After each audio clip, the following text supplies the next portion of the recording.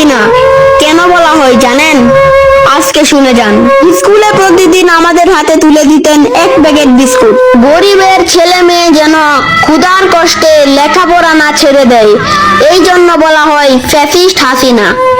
বই খাতা কেনার সামর্থ্য ছিল না, তাই উপবৃত্তির টাকা চালু করে দিলেন শেখ হাসিনা, এই জন্য বলা হয় ফ্যাসিস্ট হাসিনা। অসহায় মায়েদের জন্য বিধবা ভাতা, গর্ভবতী মায়েদের জন্য মাতৃত্ব ভাতা, শুধু যেন মানুষ সম্মানের সাথে বাঁচতে পারে।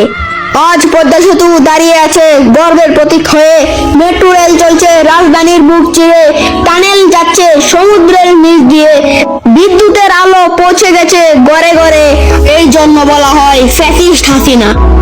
আর যারা একদিন পাকিস্তানের পক্ষে দাঁড়িয়েছিল, যারা আজও দেশের উন্নয়ন দেখে চোখে শুল বেঁধেছে, তাদের মুখেই শোভা পায় ফ্যাসিস্ট হাসিনা বলা। কিন্তু আমাদের কাছে শেখ হাসিনা মানেই উন্নয়ন, শেখ হাসিনা মানেই মানবতা।